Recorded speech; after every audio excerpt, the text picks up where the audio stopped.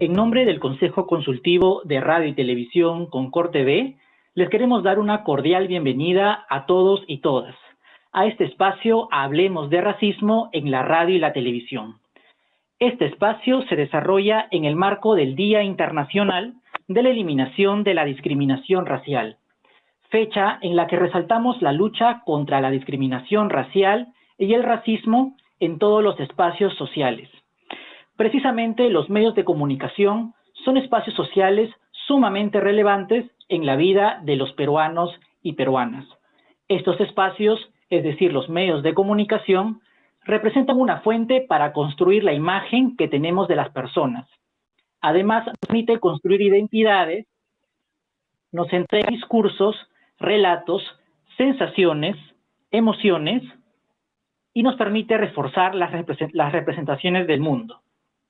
Este espacio se realiza con el objetivo de reflexionar sobre la situación de los contenidos discriminatorios étnicos raciales en los medios de señal abierta. Y para ello tenemos a dos invitados de lujo. Para empezar, quiero presentar a Ana Lucía Mosquera. Ella es comunicadora, docente universitaria, activista e investigadora. Ella es licenciada en Ciencias de la Comunicación, es máster en Estudios de Latinoamérica y el Caribe y es máster en Artes Liberales. Como investigadora está enfocada en la representación de las poblaciones étnicamente diversas en los medios de comunicación, con énfasis en la población afroperuana. Muy buenas tardes, Ana Lucía. Un gusto tenerte con nosotros.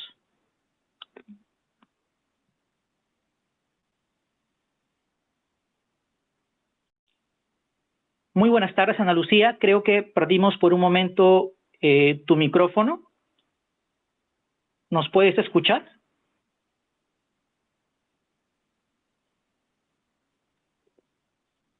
Bien, creo que tenemos un pequeño inconveniente con el micrófono de Ana Lucía. Mientras tanto, vamos a presentar a Hugo Coya. Él es periodista, productor de televisión y escritor. Es actualmente el gerente general en Del Barrio Producciones, empresa considerada como la más grande de contenidos de ficción para la televisión peruana. Anteriormente ha ocupado la presidencia ejecutiva del Instituto Nacional de Radio y Televisión del Perú, el conglomerado de medios de comunicación públicos que incluye TV Perú, Canal IP y Radio Nacional. Muy buenas tardes, Hugo. Muy buenas tardes, muchas gracias por la introducción. Un saludo para todos y todas. Me parece, primero, felicitar a Concord TV por esta iniciativa. Creo que es importante que debatamos sobre este tema en todos los foros y en diferentes espacios y ámbitos para tratar de combatir y erradicar definitivamente esta plaga que es la discriminación racial. Y en este caso, hablar específicamente de la discriminación en los medios de comunicación.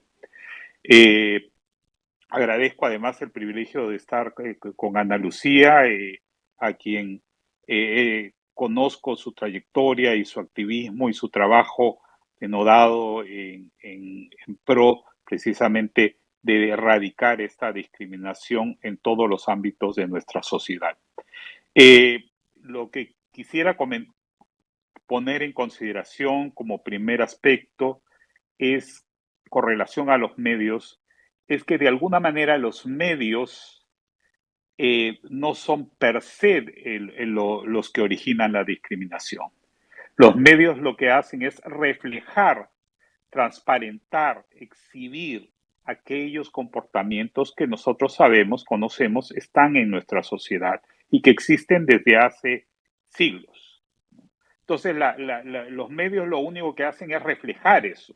Es cierto que por el papel relevante que ellos poseen, lo perpetúan, lo señalizan y lo fortalecen o fortalecen la discriminación. Entonces, una primera consideración no es de que la discriminación viene a partir de los medios, sino que los medios son un espejo de nuestra sociedad. Somos racistas en la sociedad y los medios simplemente reflejan este aspecto. ¿Qué tipo de discriminación digamos, señalar, ¿no? Una primera discriminación obvia, ¿no? Es la invisibilidad total, ¿no?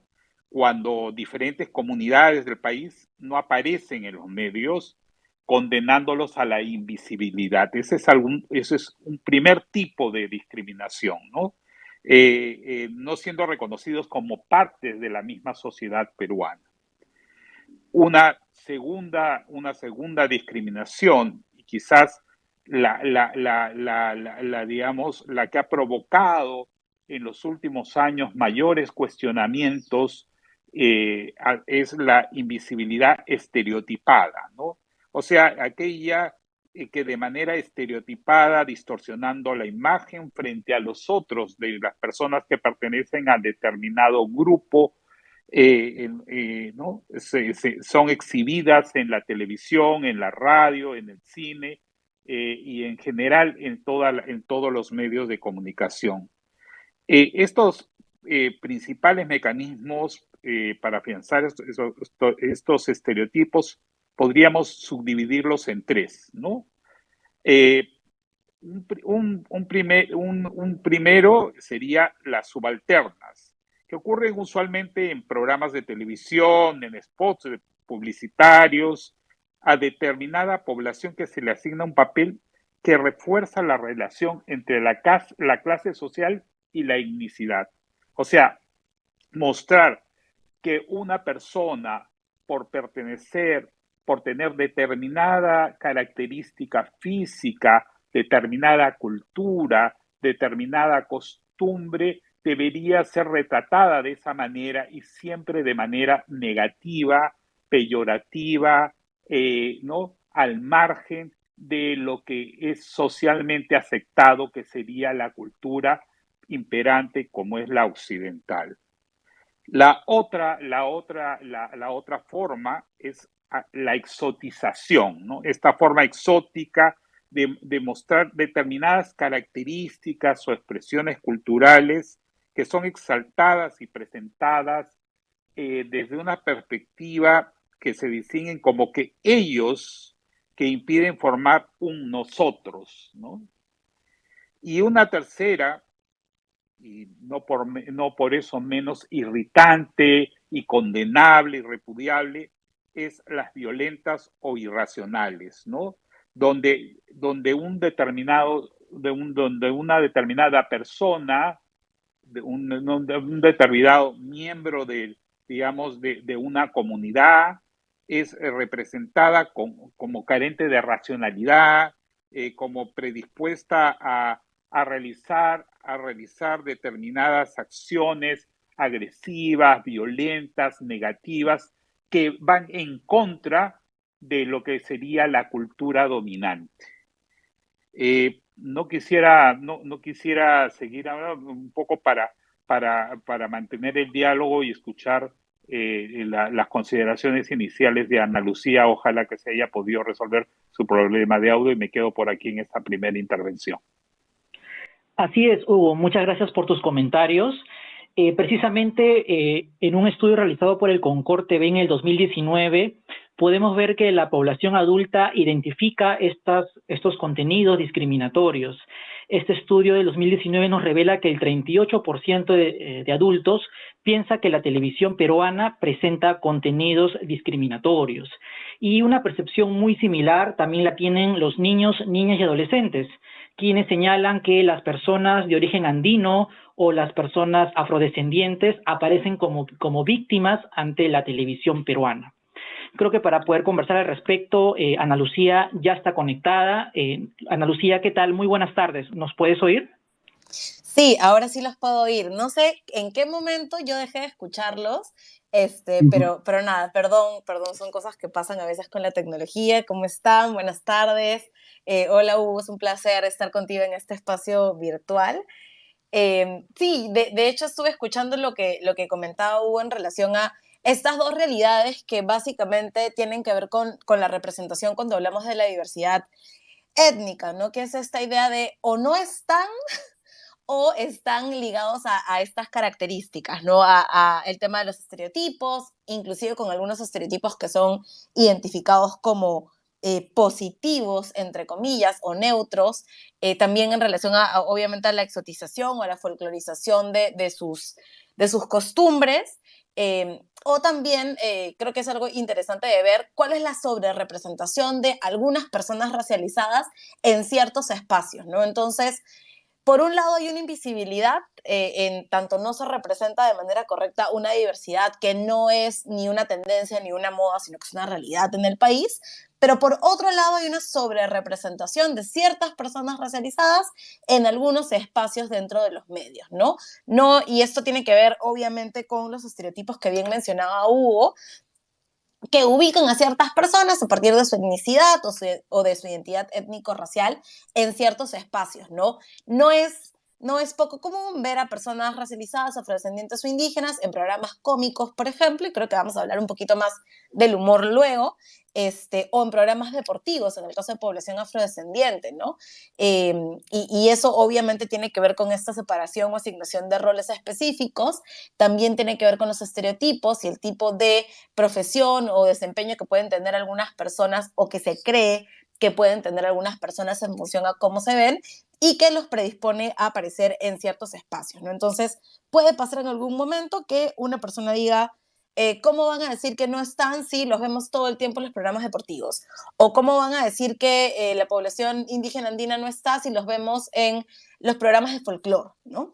Y parece que estos espacios o estos roles predeterminados, influenciados obviamente por los estereotipos, que como sabemos son operadores del racismo, marcan básicamente cuáles son estos espacios y determinan cuáles son los límites también de la representación de las diversidades.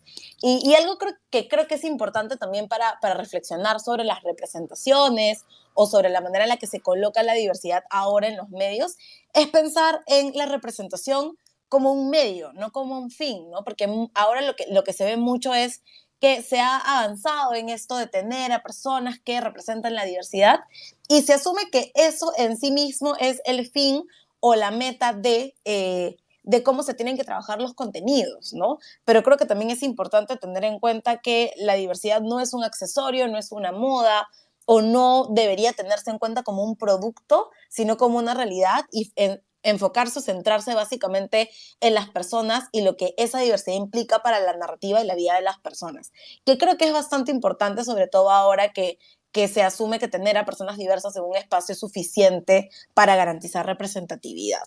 Creo que esas son como algunas ideas que luego podemos ir ampliando a lo largo de la conversación, pero creo que estoy totalmente de acuerdo con lo que mencionaba Hugo en relación a qué se ve cuando hablamos ahora de personas racializadas o personas con diferentes identidades étnicas en medios de comunicación.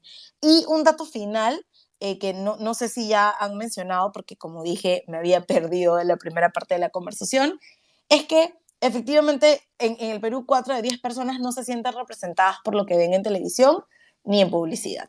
Y eso es un indicador de que efectivamente hay cosas que tienen que cambiar dentro de los medios. Efectivamente, muchas gracias, Ana Lucía, ¿no? Y en el marco de lo que comentas, queremos iniciar ya la conversación hablando sobre la situación del racismo en la radio y la televisión. Para usted, Hugo, ¿cómo ve la representación de la diversidad étnica racial en los medios de comunicación? En los últimos años hemos visto mucho activismo, hemos visto muchas alertas por parte de la ciudadanía, de la sociedad civil, y también hemos presenciado esfuerzos desde los medios de comunicación para llevar programas en lenguas originarias y para representar la diversidad étnica racial. Según tu punto de vista, ¿hemos mejorado en la representación de esta diversidad étnica racial que tiene nuestro país?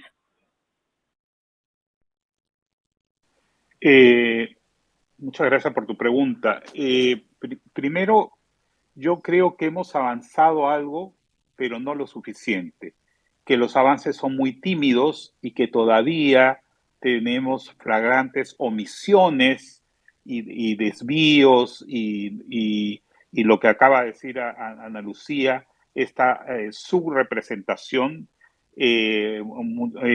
Mucha gente no se siente representada por los contenidos de la televisión, basta hacer un zapping a la televisión principalmente comercial, pero también, y debo decirlo en mi condición de expresidente del IRTP, de que también en los canales del Estado esta representación no ha aumentado en la proporción que debería haber ocurrido o que debería haberse hecho, ¿no? O sea, si bien hubo una iniciativa de la construcción y de la creación de espacios como los noticieros en lenguas originarias, es necesario una mayor representación de la población en general, que no es precisamente la representación de un solo grupo, ¿no? De un solo grupo que, a pesar de que porcentualmente en nuestra población no es el mayoritario, está mayormente representado, digamos, en los medios de comunicación y fundamentalmente en la televisión. Entonces, coincido plenamente primero con el estudio y con las palabras de Ana Lucía, que hay esta gran deficiencia, esta tarea pendiente, pero sobre todo es irritante que a estas alturas, digamos, del siglo XXI, todavía los medios de comunicación masivos no hayan entendido de que son precisamente masivos y van dirigidos a los peruanos.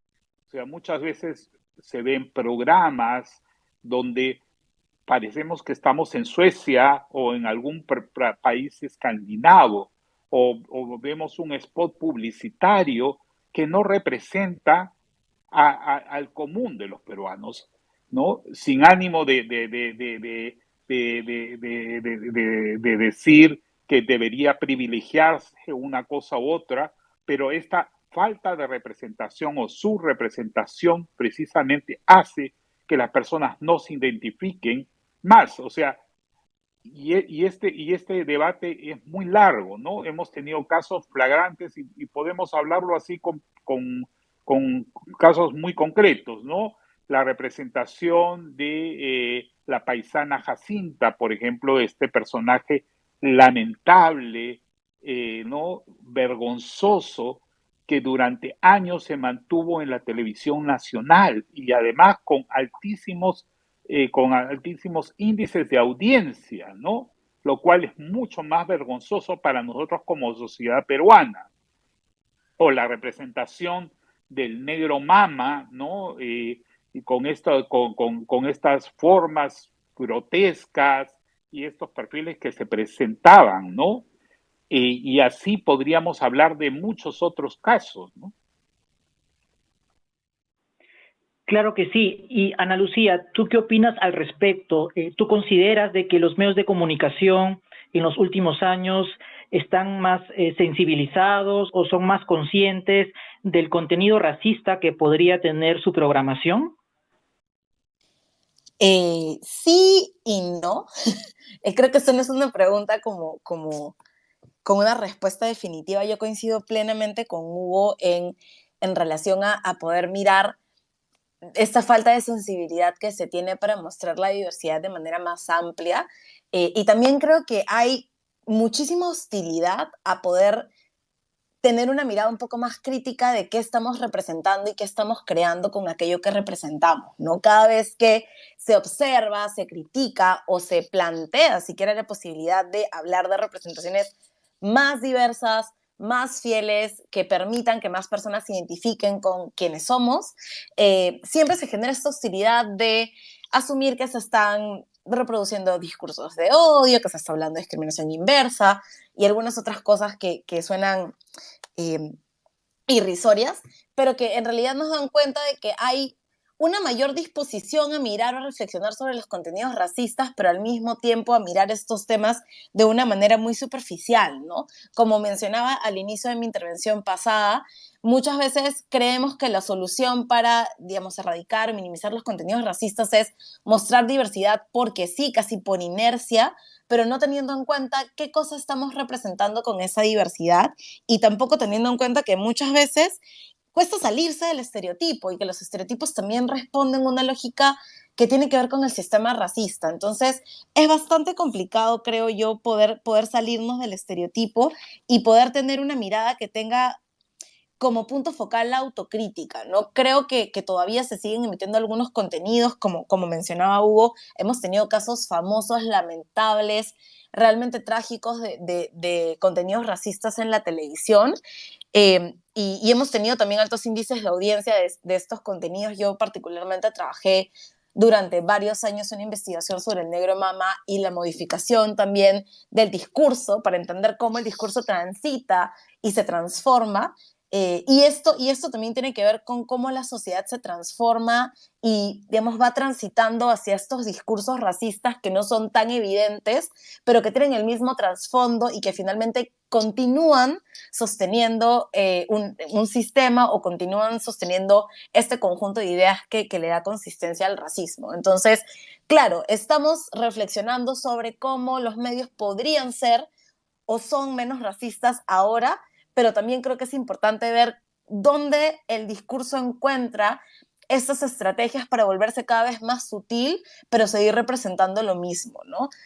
Podemos hablar de que hay menos racismo porque no tenemos estos personajes ahora, pero lo que estos personajes han dejado en cuanto a herencias, en cuanto a estandarizar representaciones, eso es lo que todavía sigue pasando, ¿no?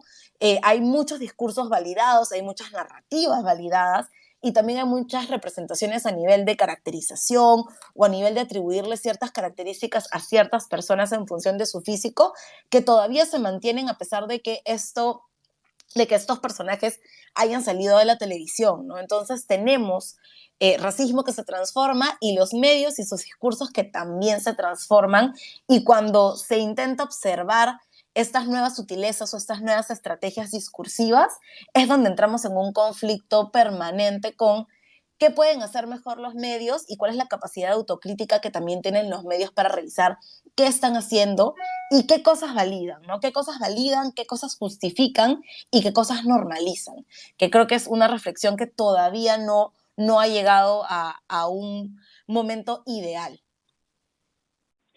Claro, efectivamente, y ahora que estamos hablando casos como la paisana Jacinta o el negro mama, puntualmente en programas de humor, quisiera consultarte, Hugo, bueno, justamente, ¿no? Si bien es cierto, la paisana Jacinta ya no se transmite en los medios nacionales, sí vemos que se difunde y aún se consume en los medios digitales. Ahora vemos, por ejemplo, en TikTok, vemos en YouTube, que los capítulos son transmitidos y la gente los consume y en muchas ocasiones lo defienden, ¿no? Por qué aún la discriminación racial sigue siendo defendida no solamente por los propios programas, sino también por las propias audiencias? ¿Cómo ves tú este aspecto? Eh, hay varios aspectos, pero primero, si me permites, quisiera destacar un punto de Ana Lucía sobre la sutileza, ¿no? Si bien el negro mama o la paisana Jacinta han salido de la televisión abierta, como ella acaba de manifestar, han dejado una huella muy importante en la percepción de que son graciosos, son divertidos y no le hacen mal a nadie.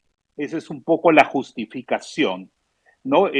Pero esa justificación esconde en realidad el racismo que tenemos porque estamos validando o convalidando que los gestos, que las formas de presentar a estos personajes que representarían, ¿no?, a un determinado sector social, racial o económico, ¿no?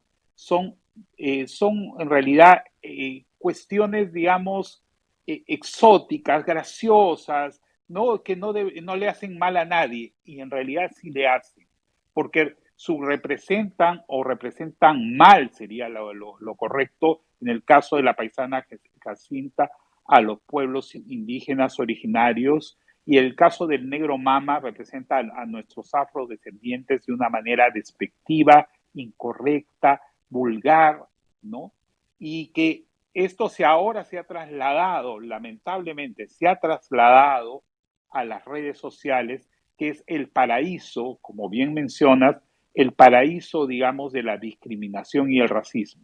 Vuelvo a la teoría del inicio. Los medios e incluso las redes sociales son un reflejo de lo que somos como sociedad. Somos una sociedad racista, discriminadora, y por eso es que se consume tanto y tienen tanto éxito y tanta permanencia a lo largo del tiempo, a pesar de los cuestionamientos, estos estilos y formas de presentar a los diferentes grupos que conforman nuestra sociedad. ¿Qué opinión tienes al respecto, Ana Lucía, sobre las percepciones de las audiencias sobre los contenidos discriminatorios? ¿Te parece que las audiencias están más sensibilizadas? ¿Consideras también de que todavía hay mucho racismo en la población? ¿Cuál es tu punto de vista? Yo creo que voy a seguir las ideas. Creo que estamos teniendo una relación bien interesante con Hugo en relación a lo que pensamos. Para concentrarme justamente en lo que mencionaba, en las audiencias y cómo las audiencias aceptan, validan estas cosas, porque creo que las audiencias son cada vez más conscientes, pero creo que eso también tiene que ver con temas de cómo las generaciones aceptan o validan ciertos discursos y rechazan otros, ¿no? Y es interesante cuando pensamos, por ejemplo, volviendo al punto de Paisana Jacinta y Negro Mama, sin la intención de que esto se vuelva un conversatorio sobre ambos personajes, algo interesante que yo pude ver cuando estaba haciendo mi investigación de tesis de maestría era qué pasaba cuando había modificaciones en el aspecto discursivo narrativo del personaje, específicamente del Negro Mama.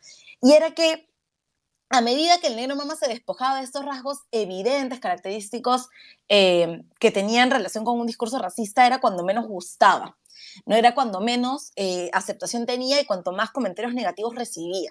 Entonces ahí hay como una discusión de no queremos racismo, pero al mismo tiempo estos son, al parecer, esos espacios como los espacios del humor, son espacios válidos donde podemos trabajar o podemos escuchar estas cosas sin que sean o generen una mayor afectación. Entonces, creo que hay una ambivalencia que tiene que ver también con temas generacionales. Creo que las audiencias ahora están un poco más conscientes de que de repente esto me parece divertido, me parece pintoresco, me parece chistoso, pero no de pronto está tan bien, no lo veo tan divertido como antes. Me parece que es incorrecto que se utilice, por ejemplo, blackface, que hace, no sé, 10 15 años probablemente no se hubiera discutido tanto como ahora. Entonces creo que hay un cambio, creo que hay audiencias que están pidiendo mejores representaciones, pero creo que también hay una audiencia que se resiste a cuestionar qué consume, por qué lo consume y a cuestionar si los contenidos son racistas.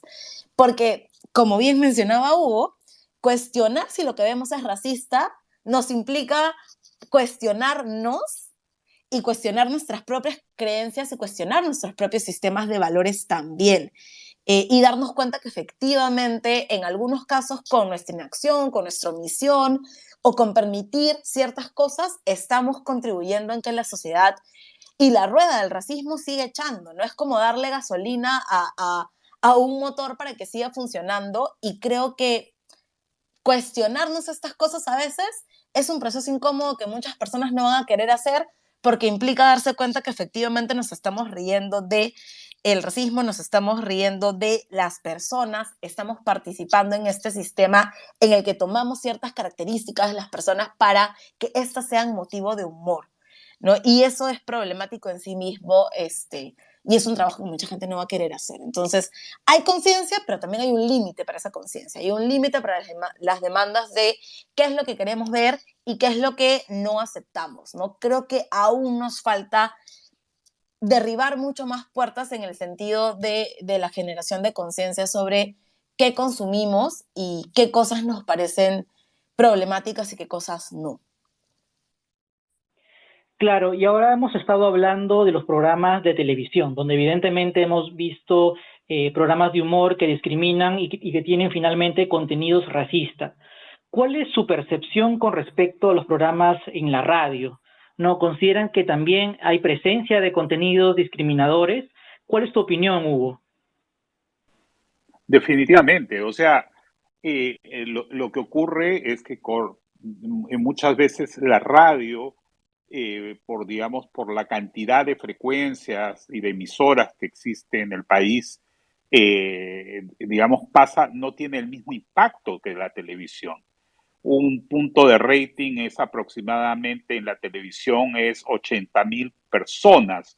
O sea, 80.000 personas que vean en un solo minuto. En un solo minuto pueden llegar a millones de personas con la televisión y en la radio no es así. Entonces, por eso su impacto muchas veces se va diluyendo en la radio, pero no significa que no exista. Si nosotros nos ponemos a escuchar radios en Lima, pero también en el interior del país, en otras regiones, vamos a comprobar la forma terrible, además, y muchas veces muy dura de racismo y de discriminación a las personas.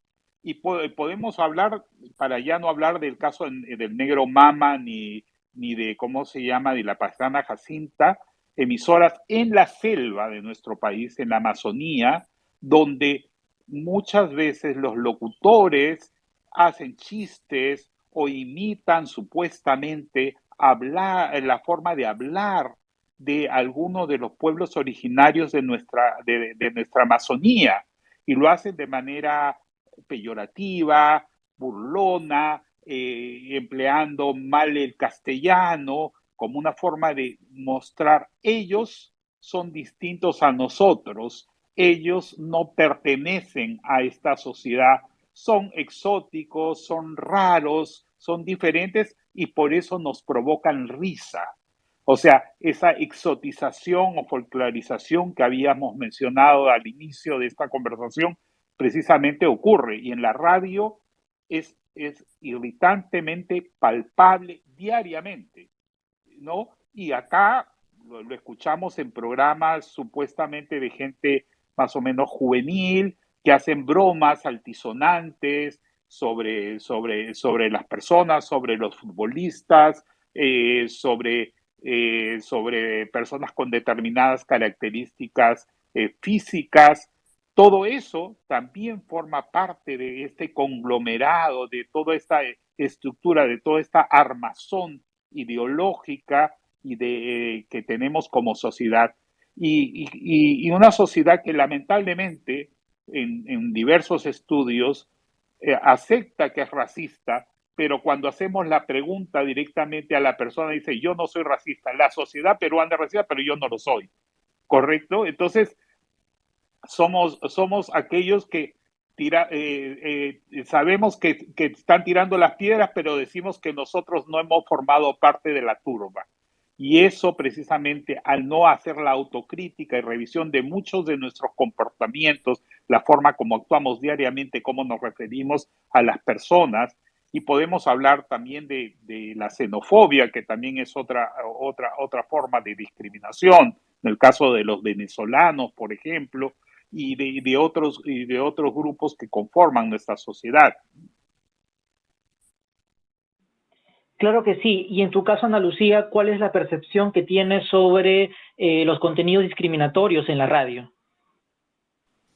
Creo que en la misma línea de Hugo, es importante también recalcar qué es lo que pasa en estas comunidades que no son, digamos, que no son de Lima, sino de fuera de Lima, donde existe un alto porcentaje de personas que se consideran pertenecientes a pueblos indígenas o pueblos amazónicos, pero que al mismo tiempo utilizan estos temas relacionados a la identidad étnico-racial o étnico-cultural, si lo queremos decir así, como un motivo de burla, ¿no?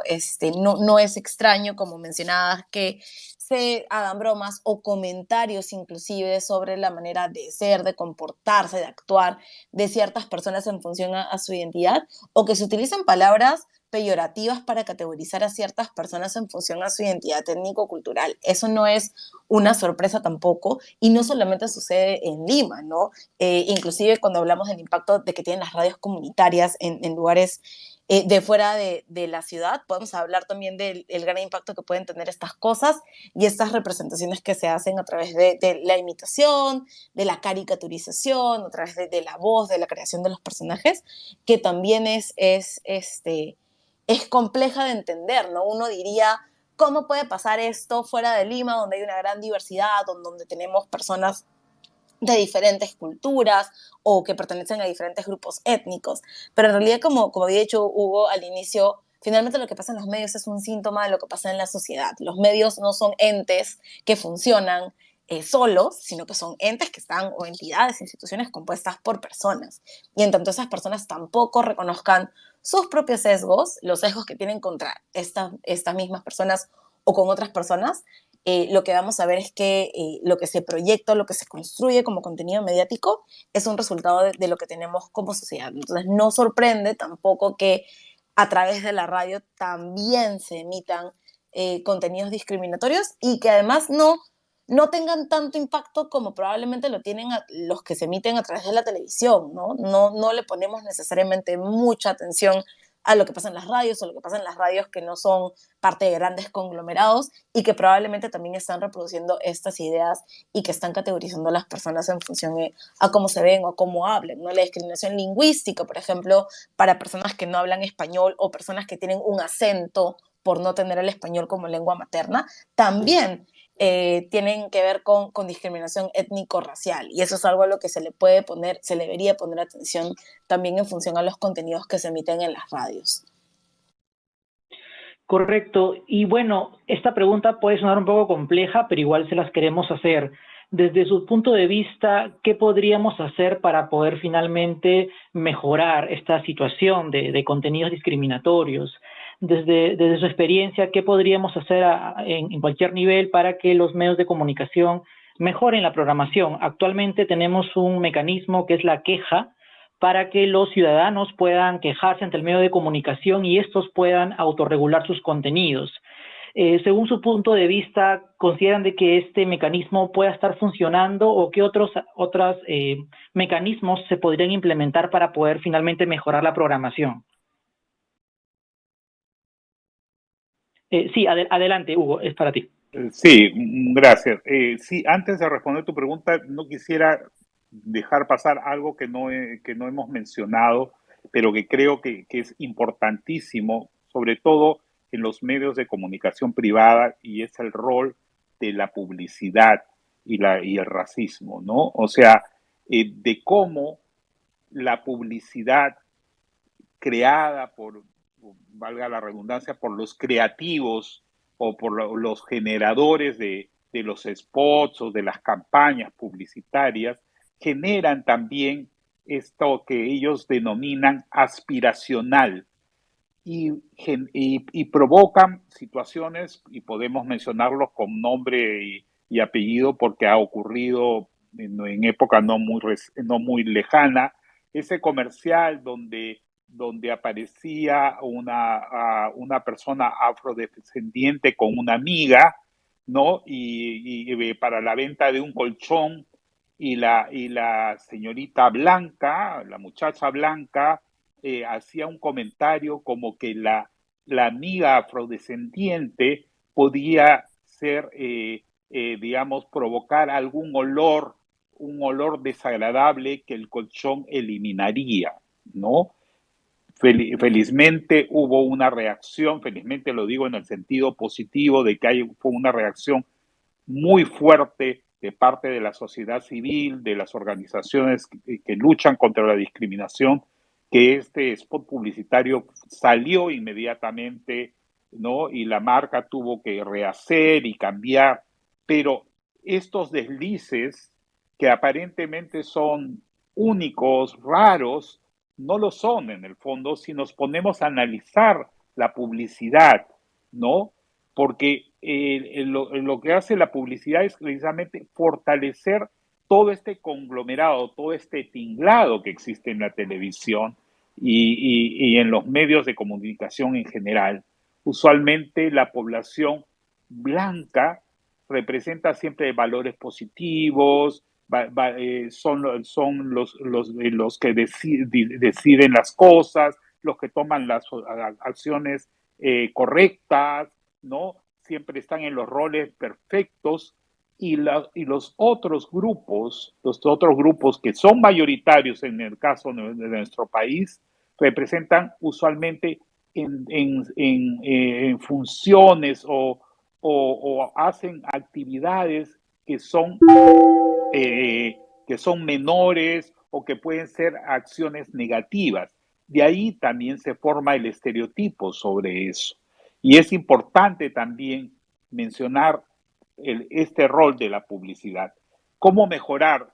Yo creo que es una tarea bastante larga, pero debe, a partir de, primero, fortalecer las asociaciones de consumidores de medios de comunicación, tener un trabajo muy articulado con los órganos gremiales de los medios de comunicación, o sea, la Sociedad Nacional de Radio y Televisión, el Consejo de la Prensa Peruana, Colegio de Periodistas, Asociación Nacional de Periodistas, las universidades, que cumplen también un rol, y todas las organizaciones no gubernamentales y observatorios que de alguna manera supervisan los contenidos en los medios de comunicación para tener un trabajo más articulado como sociedad y replantearnos.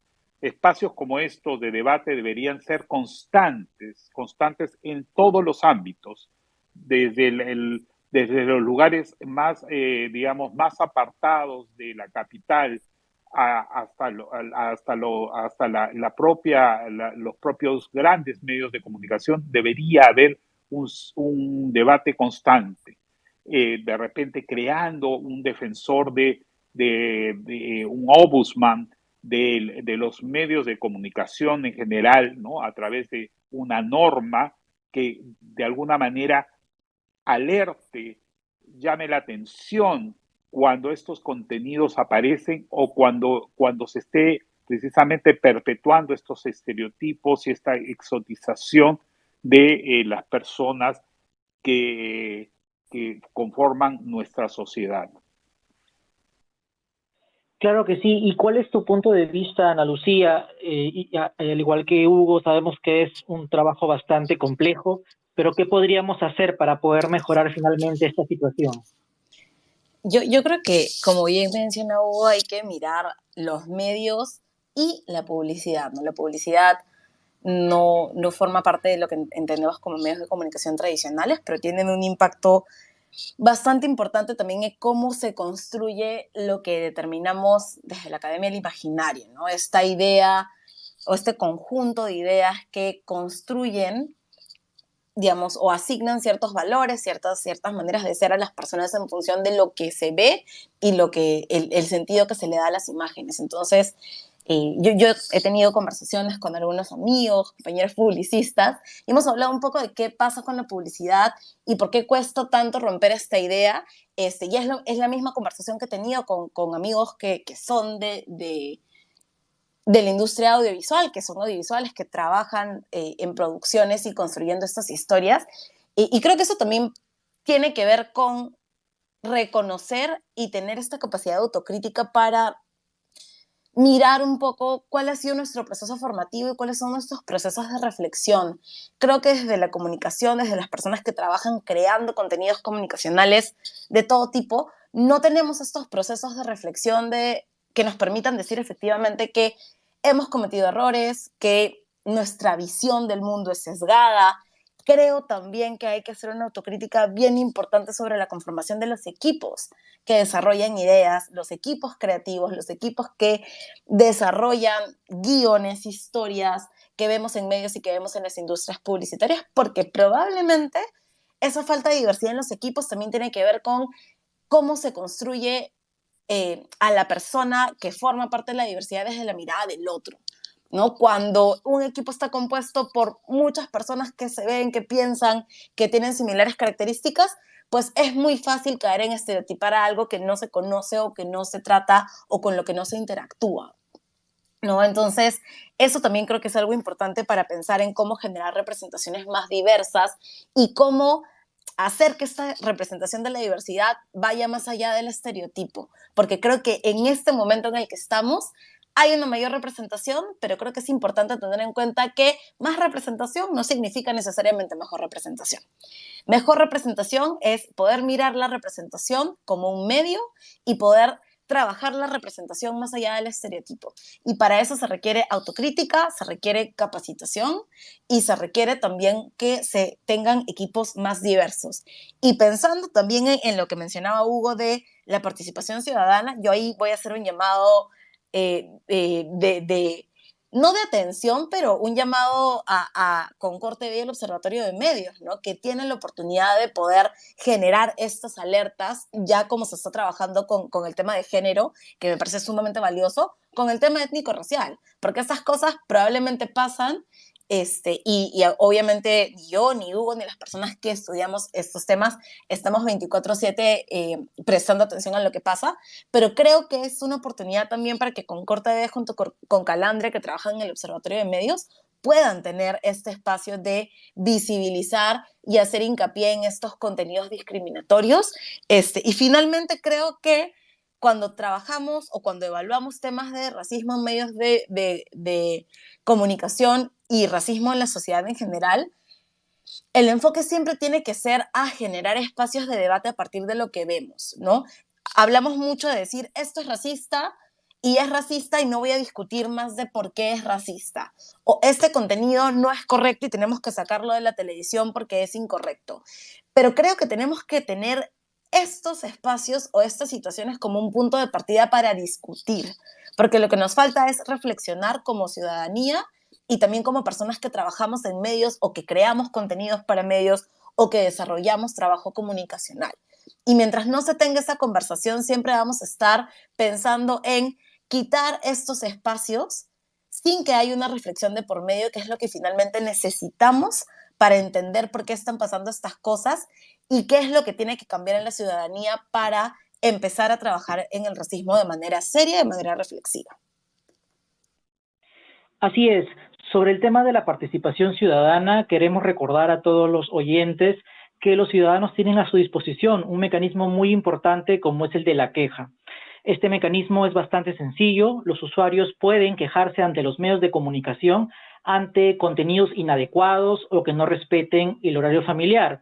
Por ejemplo, también ante contenidos racistas en la radio y la televisión de señal abierta, también los ciudadanos pueden emitir una queja y el medio de comunicación está obligado a responder ante esta queja y también está en la obligación de entregar un número de registro para poder darse seguimiento al mismo. Muchos usuarios nos quejamos por las redes sociales, por Twitter, por Facebook, y eso es importante. Sin embargo, es fundamental que esta queja siga el proceso formal para poder tener algún tipo de sanción o amonestación, ya sea por el lado del medio de comunicación como también por el lado del Ministerio de Transportes y Comunicaciones.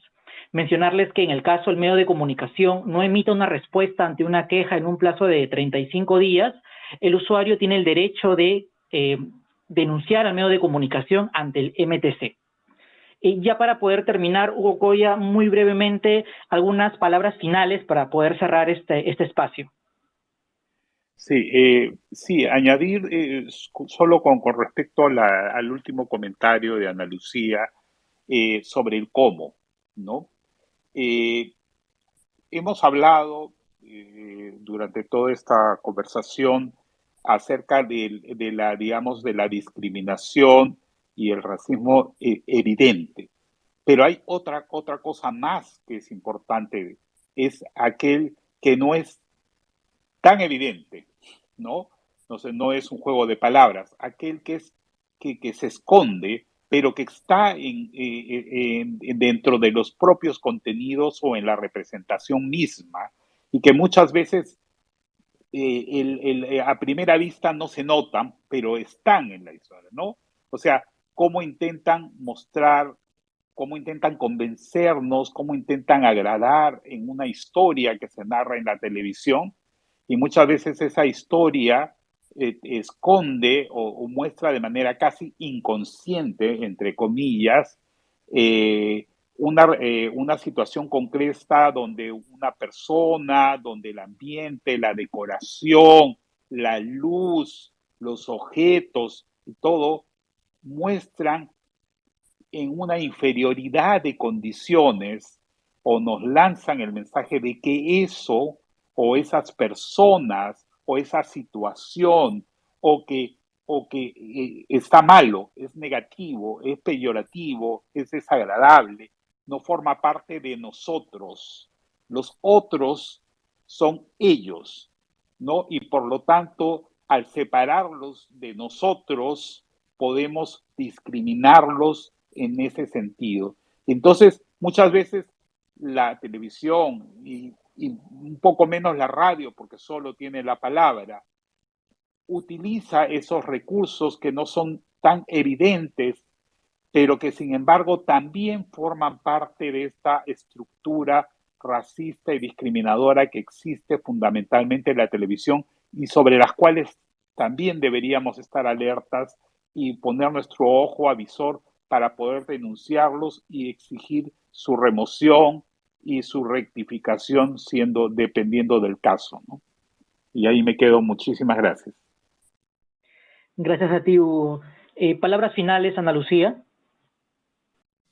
Sí, yo creo que hay muchísimo más que discutir sobre este tema. Como decía, hubo estas sutilezas, este manejo, esta colocación de personajes o desarrollo de personajes también dentro de las historias, dentro de las narrativas de publicidad, de medios, es algo que ver, ¿no? Y creo que es posible, yo sí creo que es posible que haya una representación de la diversidad adecuada, ¿no? Porque creo que también hay que quitarnos de la cabeza la idea de que tenemos que gestionar, manejar, implementar la diversidad cuando la diversidad existe. O sea, la podemos ver en todos lados. No es algo complejo, no es algo que necesite, digamos, un esfuerzo extraordinario, sino que es algo que podemos hacer reconociendo que efectivamente somos una sociedad diversa. Y creo que hay que romper también, como mencionaba Hugo, con esta idea de la otredad, de incluir, pero que esa inclusión esté acompañada de la otredad, de mirar siempre a la otra persona como diferente y resaltar su diferencia como algo negativo, ¿no? Creo que uno de los problemas que tenemos como sociedad también y que luego se extrapola en los medios es que no sabemos lidiar con que somos distintos y hemos aprendido a pensar que todos somos iguales y que en el Perú todas las personas son iguales, cuando en realidad en el Perú todos somos bien diferentes y eso es precisamente lo que hace que seamos una sociedad tan diversa y tan rica. Si aprendemos realmente a gestionar la diferencia y si aprendemos a que la diferencia no nos coloca en un lugar ni superior ni inferior de otras personas, creo que podemos también aprender a generar representaciones más reales, representaciones que no sean forzadas y representaciones que no busquen la representación como un fin, sino como un medio, ¿no? Que no estereotipen y que realmente nos ayuden a que hayan más personas que se sientan realmente representadas por lo que ven, que es lo que a lo que deberíamos apuntar en una sociedad tan diversa como la peruana. Muchas gracias, Ana Lucía. Muchas gracias, Hugo, por su disposición para poder participar de este espacio Hablemos de Racismo en la radio y la televisión. Queremos también agradecer a todos los presentes que nos han acompañado en esta jornada y queremos invitarlos también a visitar a nuestras redes sociales en Facebook, en Instagram y también nuestro sitio web www.concortv.gov.p para poder encontrar mayor información sobre buenas prácticas en la radio y la televisión. Muchas gracias a todos.